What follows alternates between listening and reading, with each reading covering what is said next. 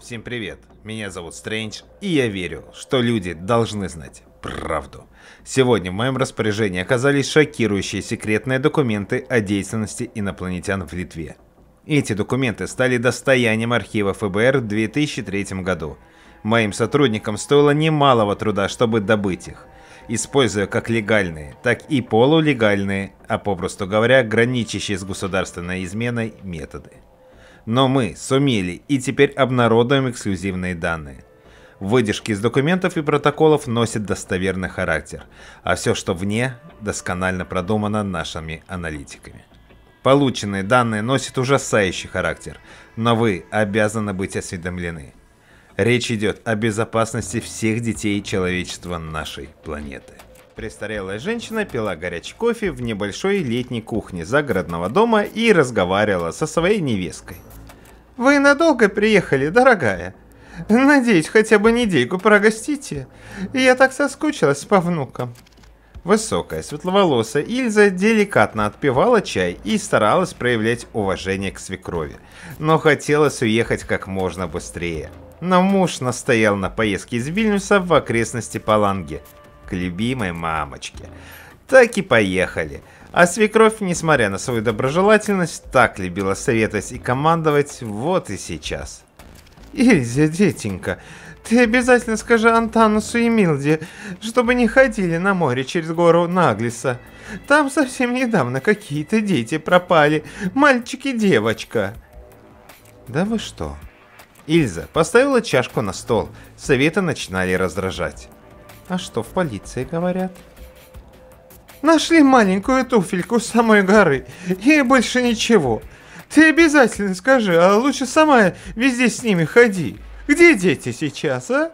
Гора Наглис в районе Паланги, несмотря на счастливую легенду, давшую имя горе, сегодня стала местом расследования таинственной пропажи двух детей. Гора, собственно, представляла собой 15-метровую дюну на побережье Балтийского моря. И вот в районе этой горы пропали двое ребятишек. 8-летний Каспар и его 5-летняя сестренка Гражина Пурвиниш. Гроля, как ее все называли. Семейство Пурвиниш жило неподалеку. Занималось сельским хозяйством, дети прекрасно знали округу. Поэтому версию о том, что дети просто потерялись, отмели практически сразу же.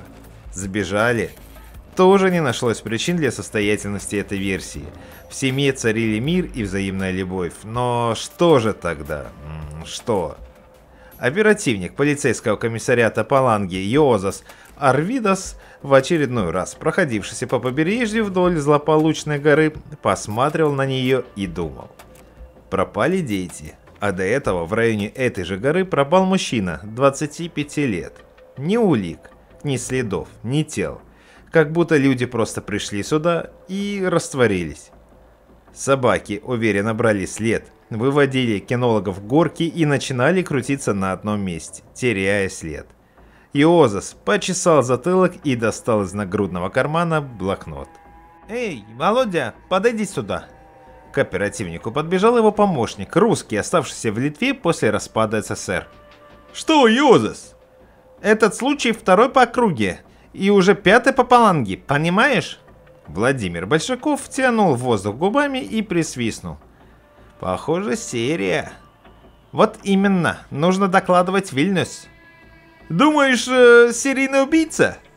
«Нет, это что-то другое. Чутье мне подсказывает, что дело непростое». Владимир, немного полный, невысокий, поправил бейсболку, сплюнул и достал пачку сигарет. «Сегодня будешь докладывать-то?» Йозеф вздохнул. «Да. Слушай, Володя, вызови из комиссариата Раймондеса и Ламара. Пусть еще раз опросит свидетелей. Выясни, есть ли в их деревне участковый. Пусть организуют патрулирование местности. Будем считать, что первоначальные меры мы приняли». Из оперативной сводки город Паланга, 2003 год. 27 сентября 2003 год. Зарегистрирована пропажа двух детей. Каспара и Гражины Пурвиниш. 8 и 5 лет соответственно. След привел к горе Наглиса, где была найдена улика, детская туфелька, опознана матерью. Туфелька принадлежала Гражине Пурвиниш. Дальнейшие поиски не увенчались успехом. Получены свидетельские показания гражданина Парволиса МТ, 48 лет, нетрудоустроен с 2001 года, страдает алкогольной зависимостью. Показания проверяются. Свет настольной лампы бил прямо в глаза. Было темно, пахло табачным дымом. Йозас Арвидас сидел на столе в своем кабинете и курил, выдыхая дым в сторону допрашиваемого Барболиса, который сидел на стуле посередине. «Итак, дружок, начнем сначала. Что ты видел?» Барболис захрипел разбитыми губами, на воротник потекла струйка крови. «Я же сам пришел. Я же сам!» Владимир Большаков, стоявший сзади, дал ему подзатыльник. «Говорю же! Это ж ты, сучий подрох, похитил детей! Ты говорю, блюдок!» За словами последовала еще одна пощечина и удар кулаком по голове. Йозас улыбнулся и снова затянулся сигаретой. «Не нужно так, Володя. Он сейчас сам все скажет и в камеру пойдет спать. Будет себя хорошо вести, мы ему еще и кофе сделаем. Ведь хочется кофе, да? Или лучше 100 грамм? Скажи».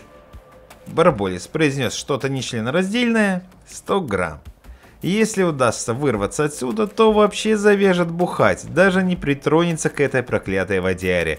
Йозас затушил окурок и взял блокнот. «Давай еще раз по порядку. И учти, мы все знаем. Или хочешь, чтобы допрос продолжил мой коллега?»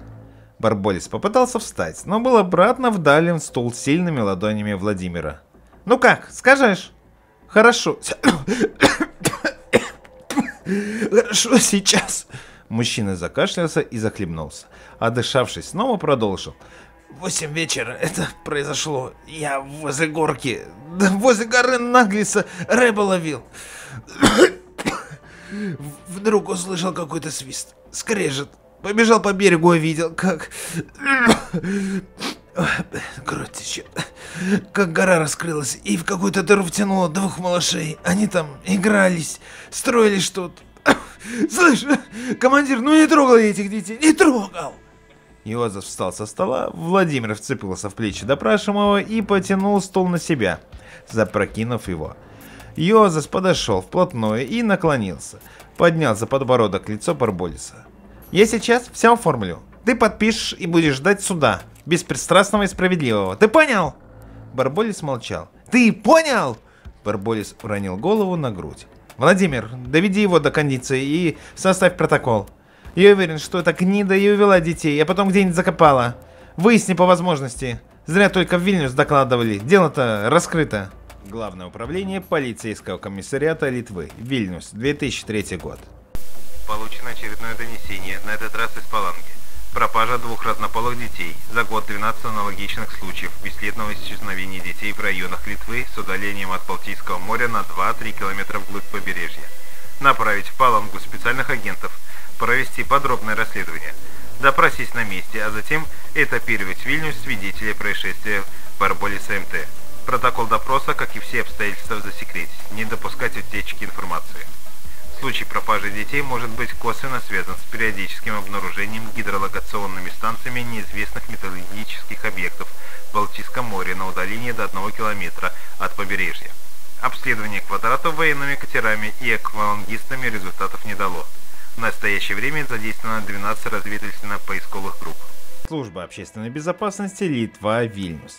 Из совокупно полученных и проанализированных данных случай в Паланге подтверждает нашу догадку о связи инцидентов пропажи детей с действиями неустановленных сущностей, вполне возможно морских неопознанных объектов. Далее неразборчиво, записано цифровым шифром. Специальные службы Российской Федерации отказали в помощи, запрос посылался дважды, предлагая по налаженному контакту передать все сведения в штаб-квартиру НАТО в Брюссель, провести совместное расследование, результаты расследования засекретить. Перечень аналогичных происшествий за 2002-2003 год. 17 августа 2002 год. Город Швинтой. Пропажа Мартина Пускалайса. 11 лет. 21 сентября 2002 год. Город Клайпеда. Пропажа Маркуса Саркута и Игла Партурайске. 9 и 8 лет. 11 октября 2002 год. Юат Кранте. Пропажа Рута Скомпайния и Нейоли Жескине. 11 июля 2003 год. Город Клайпеда. Пропажа Кристины Норвилайте, 6 лет. 27 сентября 2003 год. Город Паланга. Пропажа Каспара и Гражины Пурвиниш, 8 и 5 лет. По сегодняшний день дети числятся в розыске, за исключением случая с братом и сестрой Пурвиниш. Никаких свидетелей и улик не обнаружено. Касательно улик. Обнаружена детская туфелька 29 размера, 18,5 см. Улика изъята из специального хранилища полицейского комиссариата города Паланги. При инструментальном обследовании выявлено. Туфелька, а значит гипотетически носившая ее Гражина Порвиниш. Туфелька опознана матерью пропавшей. Подверглись одномоментному мощному воздействию магнитного поля, подведенного мощным источником. Туфелька способна отклонять стрелку компаса при поднесении. Кроме того, при помещении туфельки в металлизированную сферу фиксируется отчетливый сигнал индукционного излучения. На данном этапе расследование продолжается собственными силами. Еще секунду назад маленький Каспар и Гражина резвились у подножья дюны, то вбегая, то сбегая вниз пологового отвала. Весело смеялись и радовались жизни. Через мгновение ничего не понимающие дети, не успевшие даже вскрикнуть, были втянуты внутрь. Неведомая, неотвратимая сила сжала их тела и медленно потащила по вытянутой шахте вниз. Все дальше и дальше в чрево горы. Мальчик и девочка потеряли сознание. Пробуждение было легким, ненавязчивым. Каспар первым открыл глаза и вытянул вперед руку. Быстро сел и встряхнулся курчавой головой своей. «Гражина! Гроля, ты где?» Девочка потянулась, сладко зевнула, приоткрыв розовый ротик. «Я здесь! А где это мы?» Мальчик огляделся. Обычная комната, похожая на детскую. Белые стены, кое-как оклеенные разноцветными обоями, подобранными в разнобой.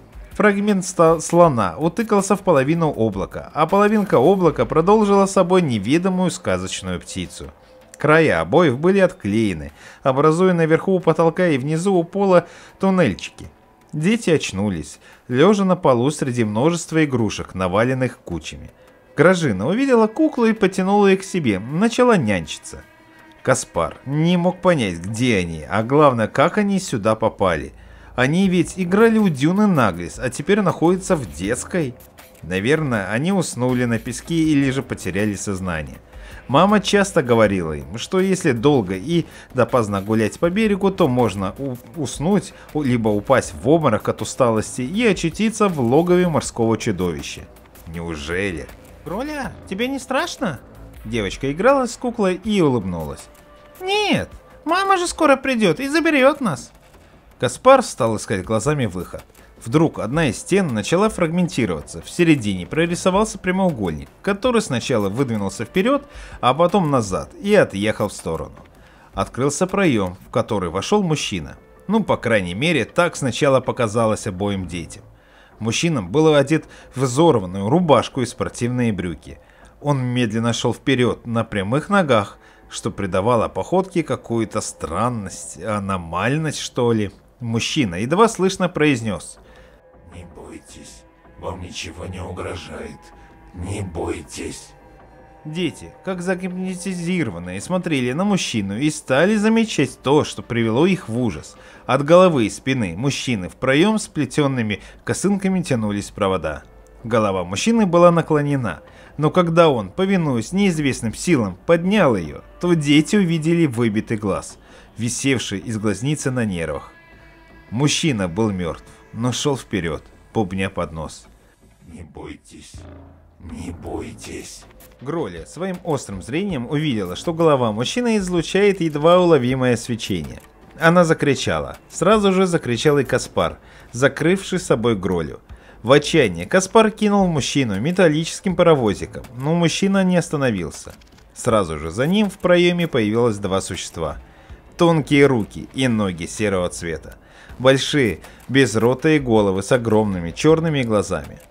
Существа бесцеремонно оттолкнули мужчину в сторону, как куклу, и направились к детям. Дети оцепенели от страха, под Гролей образовалась небольшая лужица. С тех пор детей больше никто и никогда не видел. Единственное, что осталось после исчезновения, одна небольшая розовая туфелька с маленькими помпончиками на носочках. Мать Каспара и Гражины приходила к Дюне Наглиса, проклинала ее, а иногда и плакала, била руками в песок и умоляла отдать ей детей. Материнское сердце подсказывало ей. Детей забрала Дюна, или то, что скрывалось в ней. Спустя годы она не раз вспоминала россказни местных пропоиц, которые видели темными ночами, как гора испускает сияние, вспышки или разговаривает с пришедшими на нее. Мы вам сегодня раскрыли только часть информации о пришельцах. Данных о их деятельности на Земле намного больше. На нашем канале мы раскроем все тайны и доказательства их присутствия. Подписывайтесь на канал и высылайте мне на почту свои истории, связанные с пришельцами. Контакты вы найдете в разделе о канале. Вместе мы заставим власти всех стран раскрыть всю имеющуюся у них информацию. Ведь люди должны знать правду.